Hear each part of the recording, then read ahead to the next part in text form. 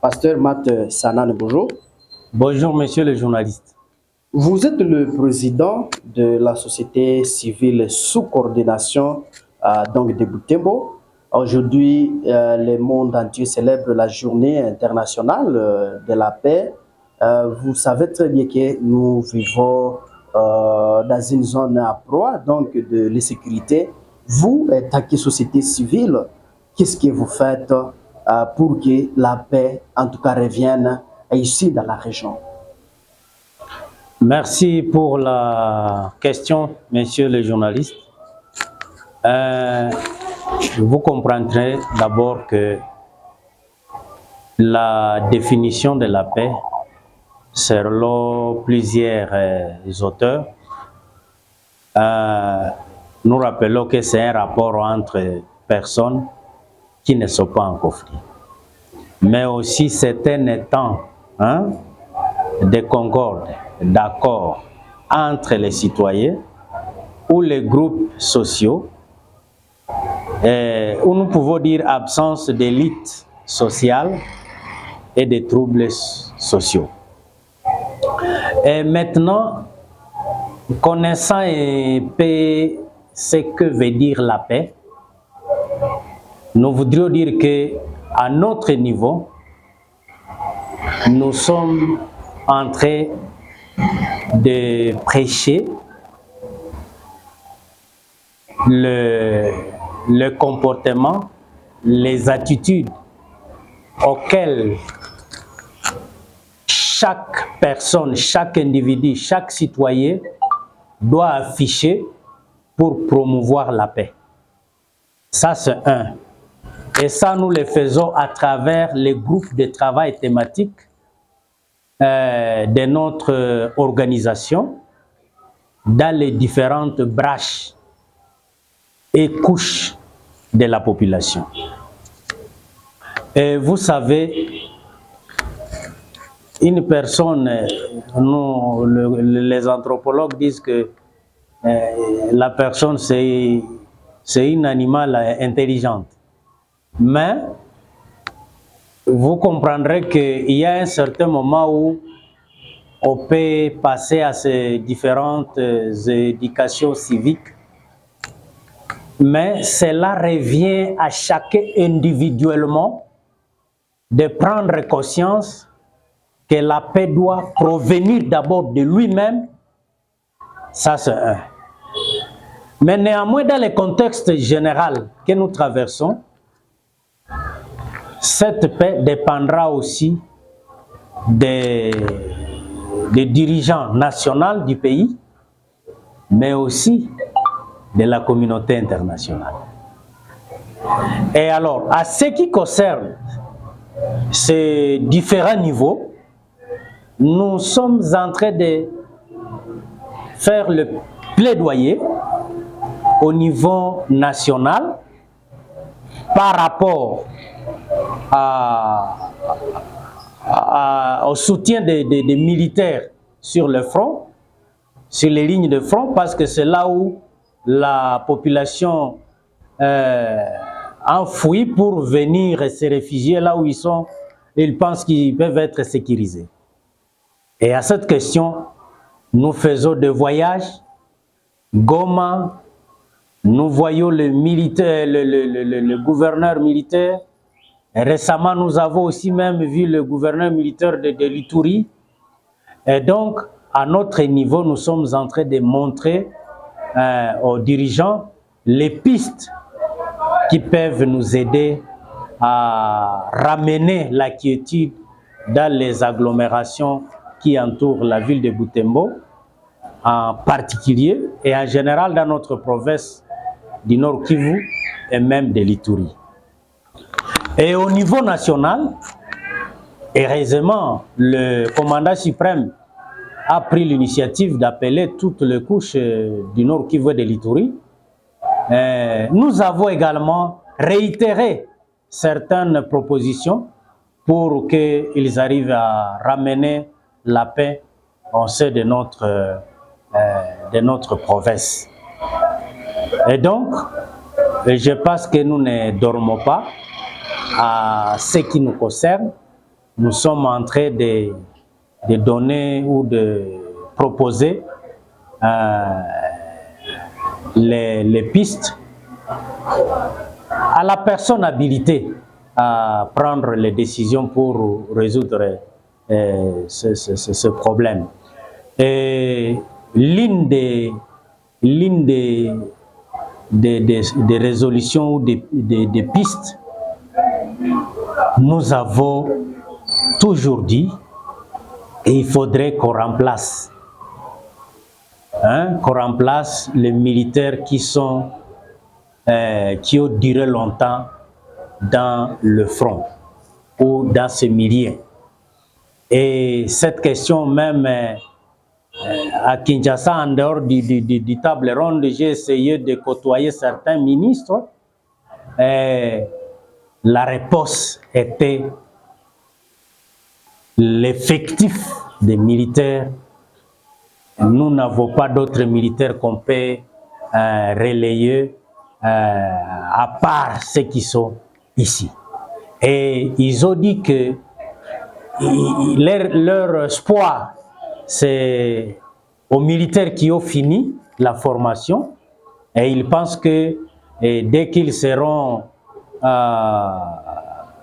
disponibles, et peut-être à partir de ceux-là, on pourra les larguer dans cette entité pour espérer un peu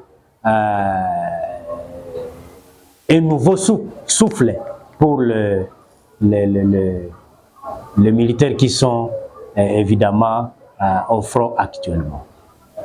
Oui, à bref, monsieur le président, pour dire que vous faites ce que vous pouvez faire, il ne nous reste que la décision de l'armée pour que la paix revienne dans la région ou comment? Exactement, parce que nous les accompagnons. Et vous êtes témoin à chaque fois que même la population s'organise. Et si vous allez même dans les périphéries pour prouver notre accompagnement, on leur donne même à chaque marché, dans les agglomérations, quand il y a un marché, le jour du marché plutôt, les habitants récoltent quelque chose pour encourager les militaires. Et donc cela, c'est un signe d'accompagnement. Malheureusement, au retour, nous ne voyons pas l'impact de leur travail sur terrain. Et voilà pourquoi nous avons toujours plaidé le relèvement de ceux qui ont passé longtemps dans ces milieux. Et voilà pourquoi ils nous ont dit que leur espoir reste aux nouveaux qui ont été formés. Et je crois qu'ils sont en train de finir. Nous gardons notre mal à patience tout en croyant que ceux-là pourront venir donner un peu de souffle à ceux qui sont sur le terrain. Alors, monsieur le président, je rappelle à tout ce monde qui nous suivent maintenant là que vous êtes le président de la coordination de Butembo. Qu'est-ce que vous faites réellement pour accompagner les déplacés de guerre qui sont à Butembo, monsieur le président? En tout cas, à ce qui concerne cette question, je crois que nous avons à féliciter les opérateurs économiques, nous avons à féliciter les églises et nous avons aussi à féliciter les différentes organisations de la société civile qui interviennent dans ce domaine-là. Pourquoi j'ai dit ça? Parce qu'on a organisé les différents comités d'achat commune à partir de notre autorité de la mairie. Et chaque commune a un comité de déplacés. Et ces comités connaissent tous les déplacés qui habitent dans leur commune.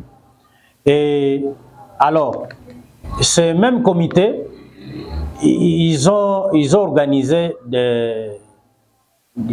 organisé quelques personnes qui sillonnent la ville, auprès des magasins, auprès de bonne volonté, et pour récolter quelque chose, et à la fin, ils vont distribuer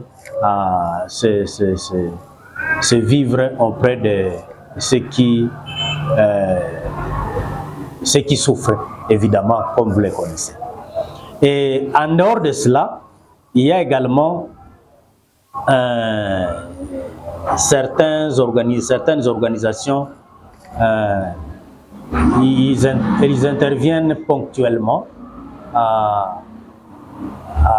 aidant ses frères, ses collègues, mais aussi les églises. À un moment donné, on fait des récoltes. Ça ne suffit pas, évidemment, ça ne suffit pas. Et moi, je considère que la solution durable, c'est de rétablir la paix dans leur milieu pour qu'ils regagnent, parce que ils sont en train de traverser une situation critique que nous ne parvenons pas à vraiment à prendre en main comme il le faudrait. Et parce que ça, c'est une responsabilité de l'État. Et malheureusement, quand nous avons toujours parlé en propos de cette question avec le maire de ville, il a toujours évoqué qu'il n'y a pas de moyens pour vraiment soutenir se déplacer. Et nous avons aussi également toujours évoqué cette question par des correspondances en montrant au gouverneur militaire que c'est une question à prendre au sérieux, parce que cette ville, on n'a jamais assisté les déplacés, parce qu'ils disent que ils sont dans des familles d'accueil, surtout les ONG internationales, ils n'assistent pas des déplacés qui ne sont pas cantonnés.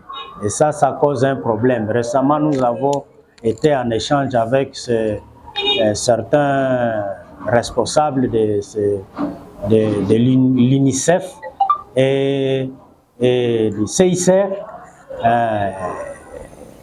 Ils nous ont dit qu'ils ne peuvent intervenir que